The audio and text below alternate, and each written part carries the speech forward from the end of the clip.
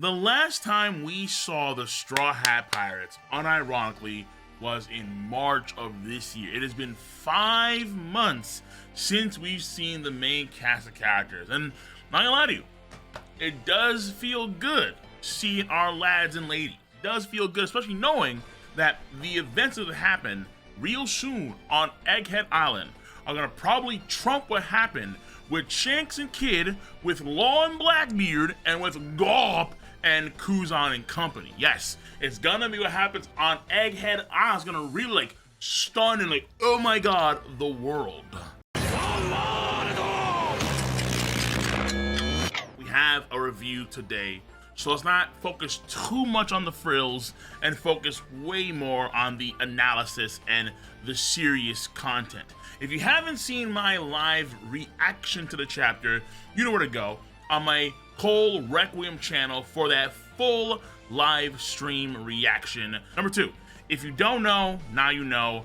Of course, anime extra content is on my Kingu-san YouTube channel. The Gear 5 Madness will be uploaded to that channel, edited reactions, and they're all first done on my Patreon.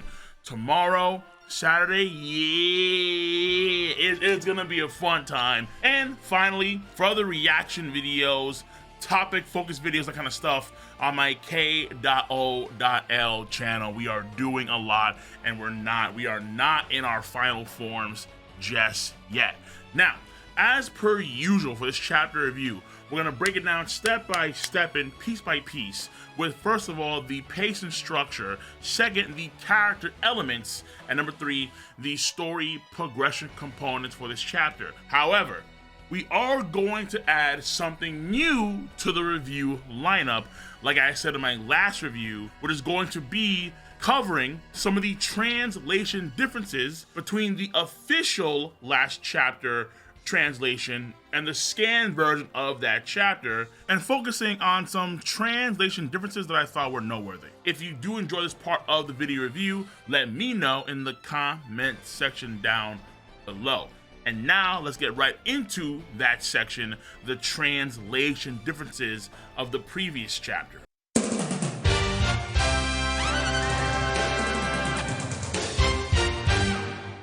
So in 1088, there were a total of 5 translation differences between the scans and the official I thought were interesting and of note. Number 1 is that after Kobe says he'll trade himself for the Angel Marines and the battleship, the random Marines say you do that in the scan version, while in the official version they say you can't, showing more animosity towards the idea of Kobe making this trade. And this also reaffirms why so many Marines will be willing to actually come to Full Lead Island and risk their lives to try and save Captain Kobe. Once again, according to the official, the Marines say, no, you can't do that, but the scans, they don't say that.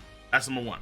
Number 2 is that before Garp attacks Kuzan, Kuzan refers to Garp's wounds and says, oh, and here I was worrying, in the scan version, while in the official he says, I'm saying this out of concern. There was an idea out there that Kuzan was being sarcastic while talking about Garp and his wounds, but that seems to fall flat when you read the official translation of the chapter. And it does stem one-to-one from Garp's comments in 1081, where he talks about Kuzan wavering and how wavering is a sign of weakness, so you shouldn't do it. So that's number 2 for the translation differences. Number 3 here, after Garp's tremendous galaxy divide, Gru says to Kobe, this is it. He's made his move. What are you gonna do, Kobe? But in the official version, he says, opportunity. His arms raised. What now, Kobe? This makes it really clear that the aim was to make Pizarro's arm raise, and in that moment, give Kobe more time. The time that he needed to do what he did, and in the scans, you could have assumed that, but in the official, they just tell you outright what it is. And making it more apparent, I'd argue in some ways, does make it a little better for the overall pace of that previous chapter, because the arm speed I thought was very, very questionable, but now it is again more apparent that because of Garp's activity, the intent was to raise the arm for a moment before he continued the attack on the ship. Number 4 is that before Kobe's Honesty Impact, Kujiku says, we've got to go full sail in the scans. But in the official, she says, abandon ship into the water. It is a completely different line, and it actually makes a lot more sense considering what Toshiki said earlier in that same chapter about abandoning ship. And then number 5 is that Prince Groos's web defense is called Clay Web in the scans, but officially it is called the Glorp Web. His attacks are Glorp rather than Clay in the official translations. And that is it when it comes to what I thought were the official translation differences of note between the scan version I read versus the official version of the chapter. So once again, if you like this section of the video, let me know with a comment in the comment section down below. And now let's get on to chapter 1089 in full force.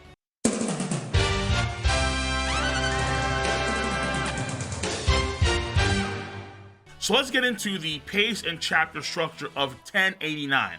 And for this chapter, there are a total of only 3 parts. Number 1 is East Blue Fuchsia Village. Number 2 are various cuts to different oceans, countries, and islands all across the world as the narration leads the story along. And then number 3 is a cut back to the waters surrounding Agate Island and focusing on the Marines that just arrived. Just those 3 parts in a general sense. Though I could have broken down part 3 into even smaller parts because there were a ton of cuts, skips in time, and even like micro flashbacks in part 3 of the chapter. It does make sense because you have the Kizaru stuff, you have the Saturn stuff, you have the whole layout, like what's going on, given what the Marines know currently, showcasing the other Marines that are there, the other Vice Admirals. So there was a lot to do, but in the process, there are a lot of cuts, a lot of shifts.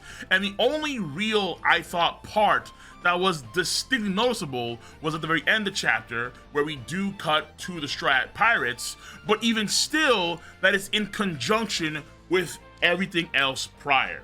So overall, even though part 3 has a lot of cuts and jumps and fast forwards and times and even like a micro flashback, the structure again could have been better, honestly, but the pace I thought was again overall pretty good.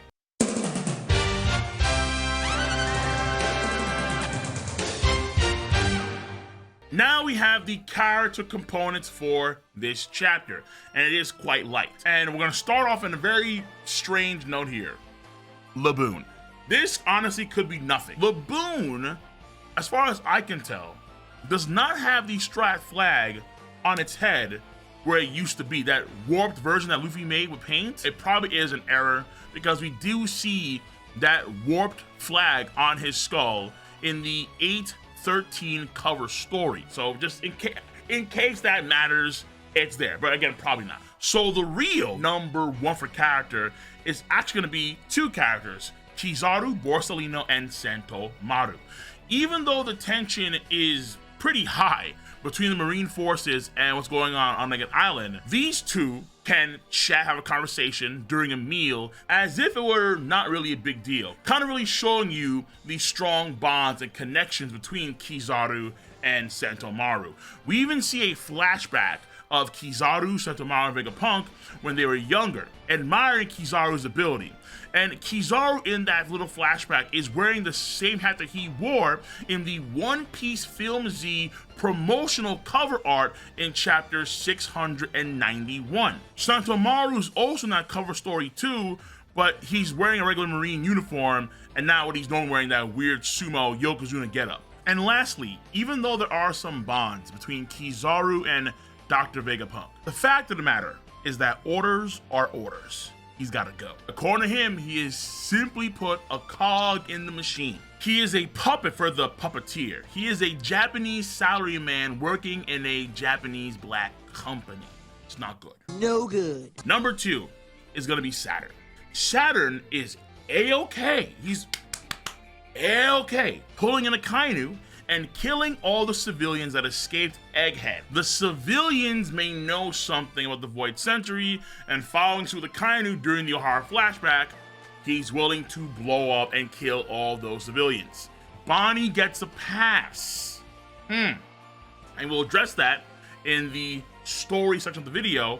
After this, Doberman. Hey, Doberman did not miss a beat when Saturn made the call to destroy the ship full of innocent people. Remember, this is the same cat that even after Shanks pulled up in chapter 580, he wanted to cut off the heads of Ace and Whitebeard and parade them around to celebrate their victory over the Whitebeard pirates. That's Doberman. Doberman is a savage. Low-key, not even low-key, he's just a full-bore savage. End of story. And then after Doberman, last character is simply put, York. York, under pressure, can break. She wasn't breaking at all before this chapter, but under pressure, with Zoro's sword at her throat, with a Straw Hat Studley, she can break and is crying profusely even when she's talking to the Gorosei, the elders, because the Straw Hats in her mind are absolutely insane. And that is when it comes to the character section of this video.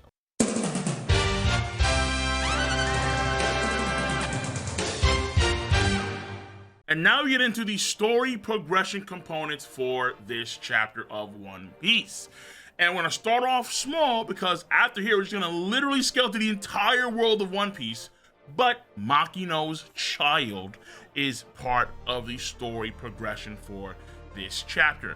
And by the way, this child is still unnamed. Even in this chapter, Wooslap and Makino, they don't refer to the kid's name at all. They just say the baby, and Wooslap just says, oh, it's you.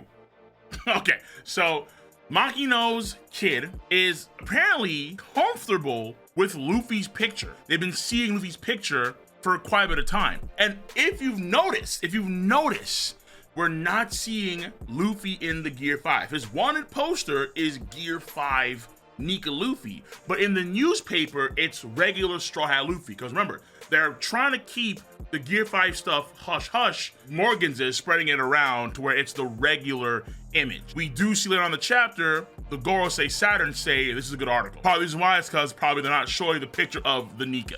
That's number one. Number two, the biggest thing to happen to the entire One Piece planet, unironically, in a while. This is the destruction of Lucia Kingdom. And we see how, because this kingdom was wiped out with 16 death rays via this crazy weapon, probably an ancient weapon, powered by the Mother Flame, that Vegapunk York says, yeah, I can give you more of that stuff. Yes, I can. It's possible. Absolutely. As a result of that, the sea level all around the world has risen by approximately 1 meter. That is 3.28 feet. This is a tremendous amount of water being displaced, because when you think about it, scientifically speaking, when you have these 16 god rays come down from on high, you're vaporizing so much water. Because of the impact of that whole country being wiped out, the water has to shift all across the entire planet to make do. So hence water displacement. The idea ultimately is that because what's going on here, various coastlines are now getting submerged in water entirely. Even whole islands, likely those that are normally below sea level, they're now either partially or completely submerged. I remember we talked before during my stream where the idea was you'd have coastal cities are going to be completely submerged, and problems are going to happen as a result of that. Big problems. The only people that are happy about this are probably the fishermen. That's really it. But this aftershock earthquake that happened all across the entire planet is tremendous. Even higher elevation locations are feeling this earthquake, like in the Holy Land, even in Wano country. If we assume that the world of One Piece is similar to planet Earth, then I believe it was the same amount of water that would be displaced if, let's say, a country like Iceland would be blipped off the map. So we're talking about, I want to say at least like 2 trillion metric tons of water being just displaced, which is nuts. However, there is evidence to suggest that the world of One Piece is a much larger planet than the planet Earth, Neptune class planet. And if that's the case, if that's in earnest, the scale, the size of the world of One Piece, like let's say for example, what we see in Toriko, then you could argue that we're talking about more like quadrillions of metric tons of water. Some lad named Alex on YouTube did the math, and they got like 5.2 quadrillion metric tons of water being displaced. So that's like a whole ass continent being blipped, and water has to shift around because of that. Now again, is it true? Is it accurate? We don't know, because we just don't know how big the world of One Piece actually is, at least not yet. But the fact of the matter is that 1 meter or 3.28 feet of water risen in the span of 6 days is a tremendous amount of water being moved at a shocking rate all across the planet. Normally in our world, it's centimeters per year. 6 days for 3.28 feet?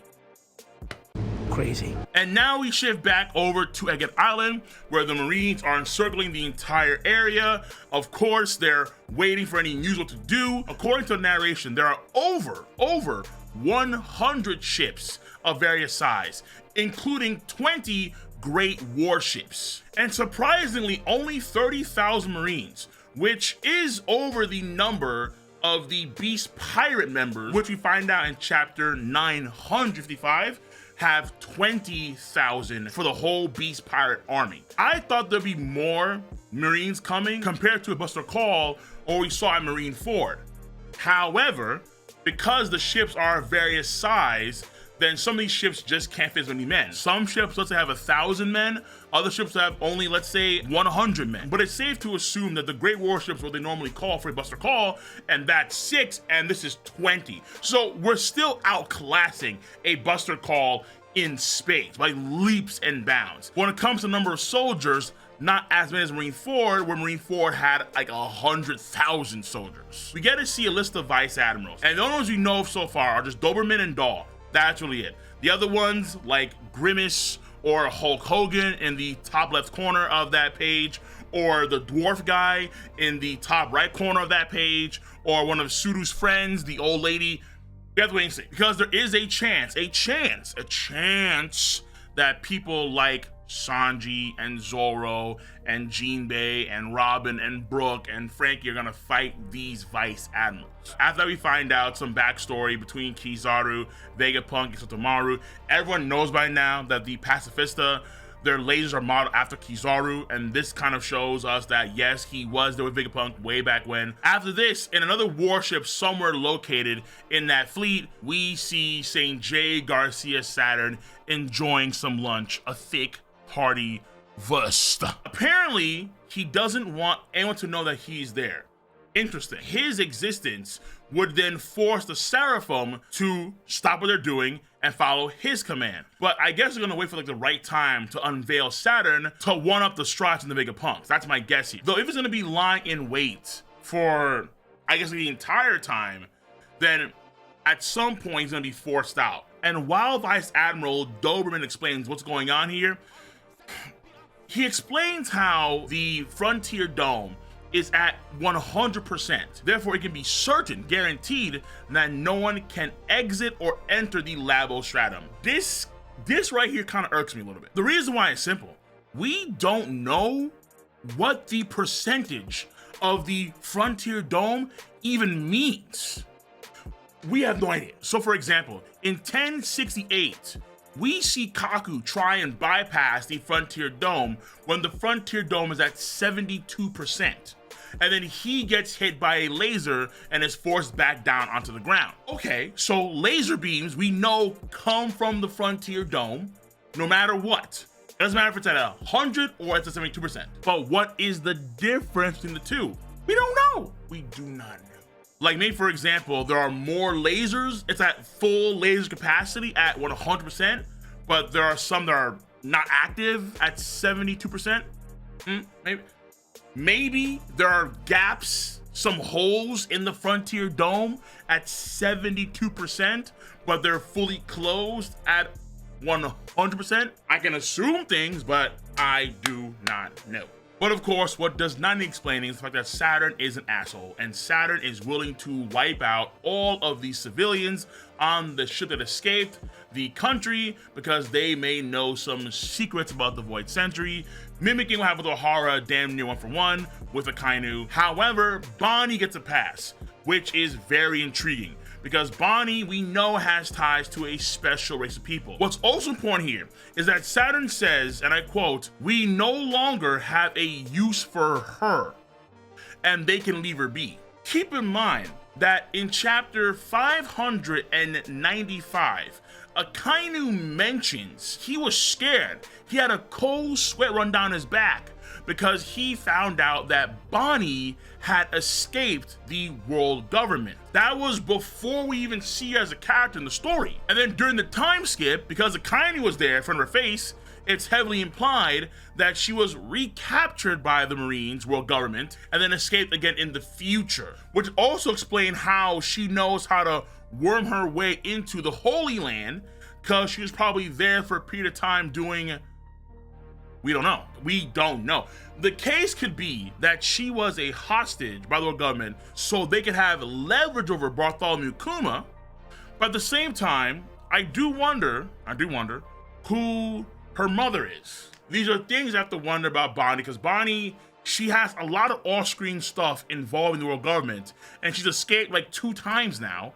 Actually, I guess 3 times now because of the whole Sabo thing, and that's not addressed at all yet, at all. After it's all said and done, York and the Gorosei start talking, start making deals, and one of the things they talk about is how they actually want to spare at least one Vegapunk because they want access to more Mother Flame. So this, I think, implies that whatever we saw over Lucia Kingdom was a one-shot per Mother Flame. We will not see another event like Lucia Kingdom in One Piece until this weapon gets more Mother Flame, whether it's through Vegapunk or it gets the genuine article, which is what I think, what I've been saying for a while now, the power source that Lilith talks about in chapter 1065, this sort of undying flame. The island itself is powered by quote-unquote fire. You do have York mention the power station, and the power station, she also says, can be a fusion reactor. If the island, according to Lilith, is powered by fire in 1065, and then we find there's a power station, which the kanji, according to the scans, can be read as fusion reactor, that means that nuclear fusion is powering the entirety of Egghead Island, which is the same thing that powers the center, the core of stars. Though since, of course, the conditions on Earth are very different than what you get in a star, the fusion reactions are even hotter than the core temperatures of the sun. They're at 100 million degrees. I need to do just focused videos on so many of these tech nerdy things, because they're kind of cool. Because Oda is tapping into this stuff in a major way. So, after all said and done, all the Straw Hats gathered together over York. She ain't going nowhere. Kizaru, all the Gorosei, what? No! Oh my god! So yeah, this could be Kizaru's and maybe even Jay's last supper. But we'll have to wait and see. We have to wait and see. Because the Straw Hats are actually bent on escaping rather than fighting a full-out war with the world government. They even made a promise to Vegapunk that they would actually escape with him. But we're going to see, because again, there's going to be a moment that's going to shock, stun everybody. The world at large. So that is it when it comes to the story progression components for this chapter of One Piece.